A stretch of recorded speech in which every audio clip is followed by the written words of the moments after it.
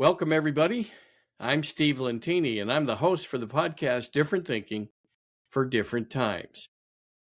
On this podcast, we cover a wide range of topics, and I want to challenge people's thinking because humanity, we have a tendency to think we know it all. We have an egoic mind that thinks that we think like God, and we are so far off. At least in my experience, I've shared that here on the podcast many times because I flatlined on November 18th, 2000. And I can tell you, it's way beyond human comprehension and human understanding, which upsets a lot of people. I'm only sharing my experience. I'm not trying to convince you of anything.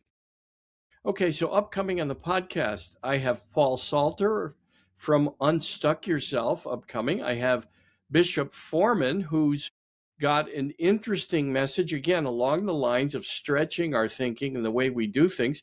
And then Gil Gillenwater is upcoming, and he wrote the book Hope on the Border. They sent me one. I'm, of course, done a lot of study about him and about all my guests. So upcoming, we'll have a lot of guests, and people are reaching out to me more and more to be a guest on the podcast. So I do this. It's a labor of love. I have no revenue from the podcast, and this is my 7th season, 7 years of doing this to help people with my passion, or to have you consider it. We need to stretch our thinking, and we can see it everywhere in religion. In fact, when I talk about religion, I mentioned that the major religions are all rooted. I had a little bit of a tooth work today, dental work. All the major religions are rooted in Abraham. They come from the same tree, and then they for eons, they've been killing themselves, and it's craziness. And each one thinks they have the perfect religion, right? A God that created, or the life force that created an infinite universe. And by the way, one second I was in intensive care. The next second, I was one with everything and nothing, pure consciousness. And I can tell you, it's way beyond at least my own understanding and my own comprehension. And even my categories you can hear on the scratching post. Maybe you can, I don't know. We'll find out. So different thinking is to stretch beyond this idea that you think you're right. It's not just based in religion, politics, right? We see all kinds of examples, elitist ideas of both sides, right? In our country, the two sides, all thinking they're right, and even going to extremes to demonstrate it, just small-minded. And we have to overcome it. Or not. I mean, we can continue with this. The chaos and conflict helps us understand we're alive. My idea is that we need to appreciate each other and be thankful for all the differences, because if we were all the same, then we wouldn't know we were alive. It wouldn't be the same kind of existence. It's just that we can do better, but that's up to each of us to do individually. It's not to try to influence the group with groupthink, like Jim Jones or the guy in the sneaker cult or many others, because our politics are very similar to cult. Our religions are very similar to cults, depending on the leader. I won't ask you to drink the Kool-Aid today. Don't get scared. So what I want to talk about today is, again, continuing and adding to the ideas and all the different ways that we can stretch our thinking and how it actually helps people succeed in their life, have a whole different life. The first thing is you're accountable for wherever you are in your life, right? I wrote the book No BS Coaching and many other books on the same topic, similar topic. And then I wrote How to Train Your Mind. And so here's How to Train Your Mind, written by a dragon. That followed the first book in this series was No BS Coaching.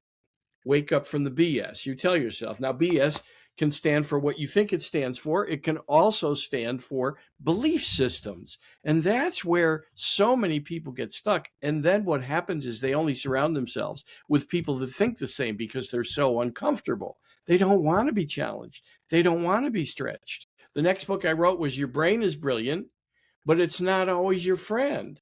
And that's the key that we're going to talk about today is you can reprogram your mind. But most people believe they're thinking. See, that's the dis-ease that I'm hoping to help people develop. And I'm not the only one doing this kind of work. Joseph Nguyen Nguyen wrote, "Don't believe your brain," right? Don't believe your brain. Shirzad Chamine wrote Positive Intelligence, where he developed a program with Stanford called the PQ coaching. I did become certified in the PQ coaching, but I'm not selling anything on these programs. By the way, if you want to reach out and email me, that's steve@stevelentini.com. I'm glad to send you the PQ assessments, and you can Google it, PQ free assessment. And you can learn about your own default patterns. And the fascinating thing about all of our default patterns is we can observe them when we're looking for triggers. What triggers us? Who triggers us? Because really what they're doing is mirroring what you need to work on. I love what Wayne Dyer said years ago, is that when you squeeze an orange, you get orange juice. When we get squeezed, we get what we need to work on. Man, is there a lot of evidence of that today? I mean, there's people that move out of the country because one president gets elected or another. Talk about a trigger. And then if you want to take recent events, Bill Clinton and Barack Obama and Hillary Clinton, by the way, if you want to Google them, there's many YouTubes about them talking about not allowing illegal immigration and about them enforcing border security. And by the way, Clinton and Obama together deported over 9 million people. And yet somehow we had a government that was telling us, I think his name was Mayorkas, telling us the border is not open. How did 11 million people come in without going through the legal process? That's part of small-minded thinking. Telling us one thing and expecting that we don't believe our eyes. It's bullshit or BS. It's a belief system. I'm not just going to spend time talking about politics today. What I want to talk about is some of the ways that you can identify your small-minded thinking and then grow beyond it. One, be accountable. Whatever you've created in your life is a result of your thinking. And what happens is when people are stuck in all these complaints, even to the degree of protesting, and years ago when the Vietnam War was raging, I was also joined in with people that protested peacefully. I can tell you that when we get stuck in a loop in our mind of complaints and grievances, you're actually delaying your own good. R.J. Spina talks about it in his work on consciousness. He's written a number of books on the idea. One was Super Consciousness. And what he talks about is that when we get into complaints and grievances and we let it be a loop in our brain and we don't do anything productive about it, it delays our own good. It's called lower frequency energy. And when you're stuck in lower frequency energy, that's gossip, complaining, but not to the people that can do something about it, right? That means it's gossip. And you're walking around with a story about your mates, your boss, your job, the politics. I mean, listen, in politics, cast your vote and forget about it. Forget about it because you can't change it. Although people have tried and wasted millions of dollars and the whole country's time, which turned out to be lies, trying to change a president. Here's the thing. Let's bring it down to your own life. When you're complaining about a boss, your spouse, a neighbor, a friend, a child, you're delaying your own good. And when you notice one of those loops, there's two things you can do about it. One, if you can't control the situation, let it go. But you got to tell your mind, hey, I can't control this. I call my brain the little fucker. I say, little fucker, we can't control this. I'm letting it go. I run my mind. Not 100%, by the way. I haven't found the way. I tell my clients, if I ever tell you I've found the way, run away. So one, you let it go if you notice a loop, or you bring it to the people or persons that can do something about it. You bring it bravely instead of talking behind people's back, which is gossip, or running around with the complaint in your mind, or telling your buddies at the Friday night watering hole, or in the lunchroom at work. You've got to speak up. That's higher frequency energy because you're doing something with it. And when you bring a complaint to someone that can do something about it, where you declare what you tangibly know to be true, that's higher frequency energy. And neuroscientists are doing work that shows when we spend more time in higher frequency energy, there's a higher return in our life, in happiness and joy. And maybe it impacts our career as well. But This isn't about money. This is about changing yourself and learning that when you change, things change. You have power. The reason most people complain or have a victim story about what happened to them by a boss or a spouse or an ex-wife or the party that got in that wasn't theirs, they delay their own good because it's lower frequency energy. When you take it to someone that can do something about it or let it go, you are now moving into higher frequency energy and start to notice. So that's the second thing. Take accountability for where your life is and what you've created. Secondly, take a complaint to the people or persons that can do something about it. Third, notice whether you're more often in higher frequency energy or lower frequency energy. Even Albie agrees. Lay down, my good boy. Lay down. Lay down. So you can choose to spend more time when you notice in higher frequency energy and have a higher return.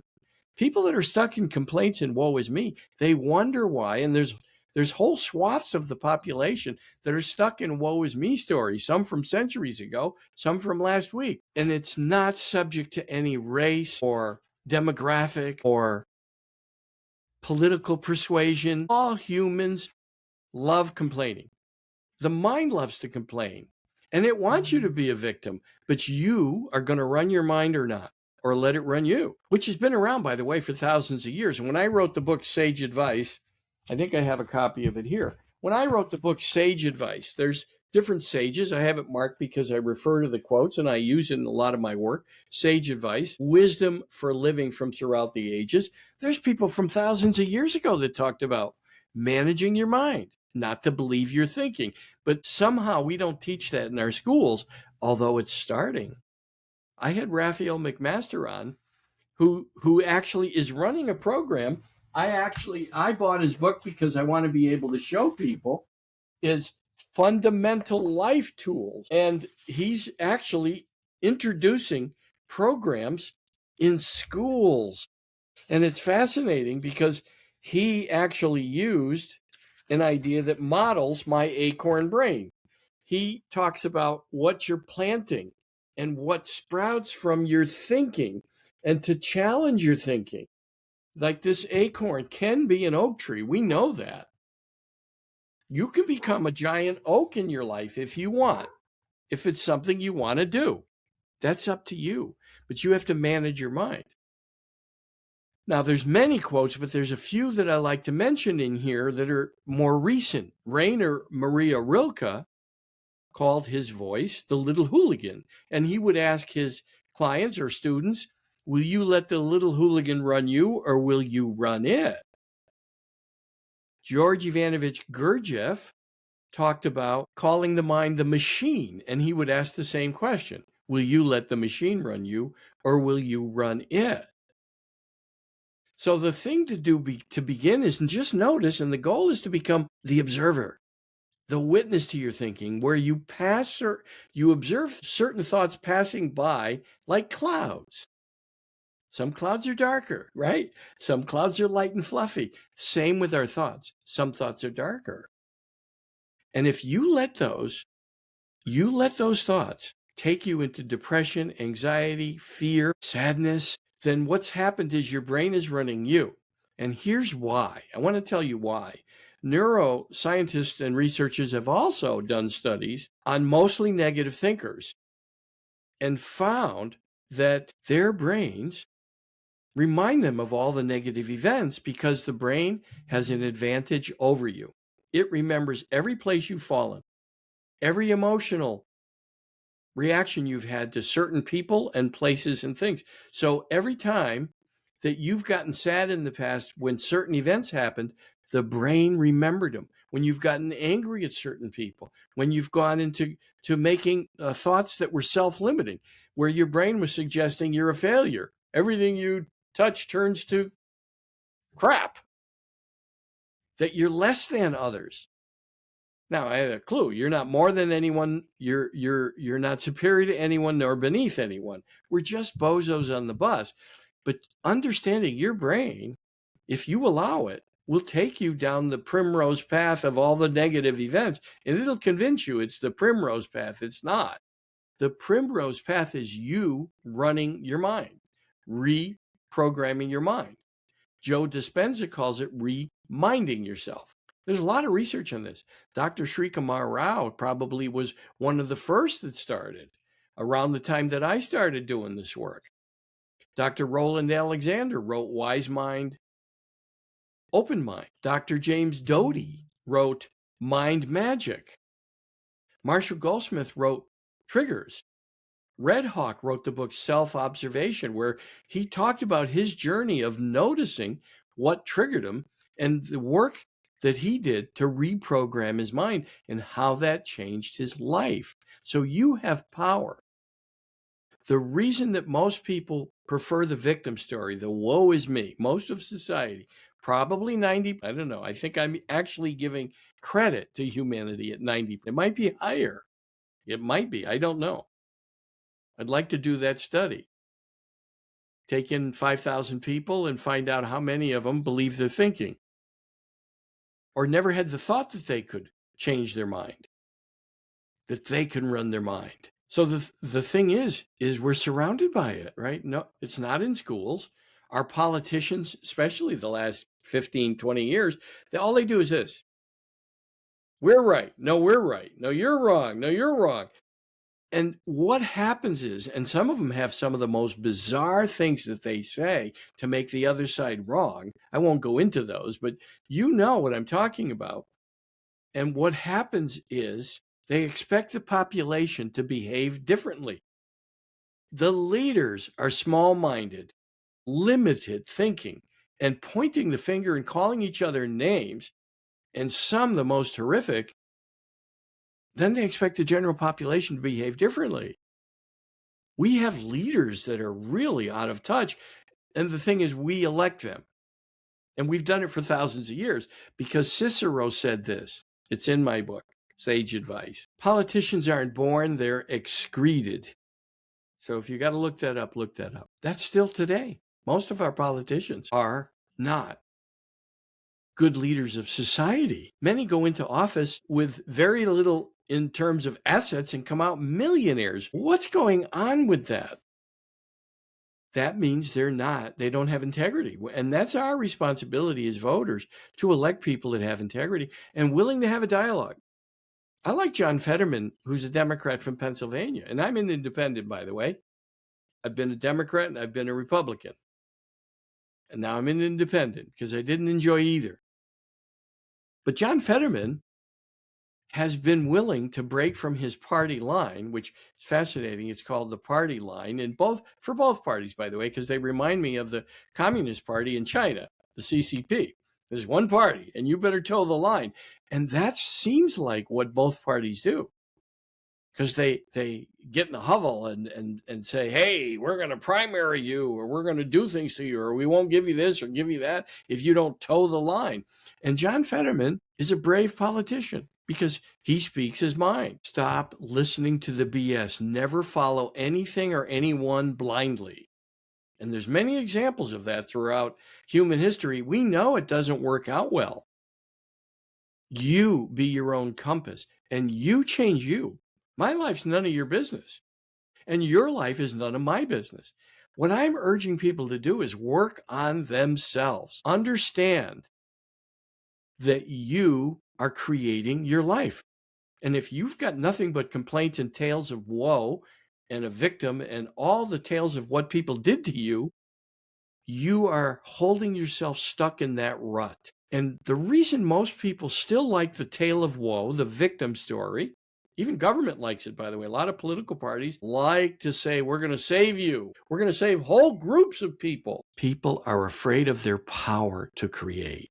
They don't want to learn that they have power, that they're not powerless.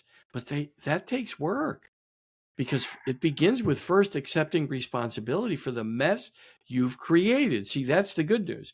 If you have the power to create a mess and you think you're stuck, what you feed grows. Whatever you feed grows. Whatever thought pattern you feed grows.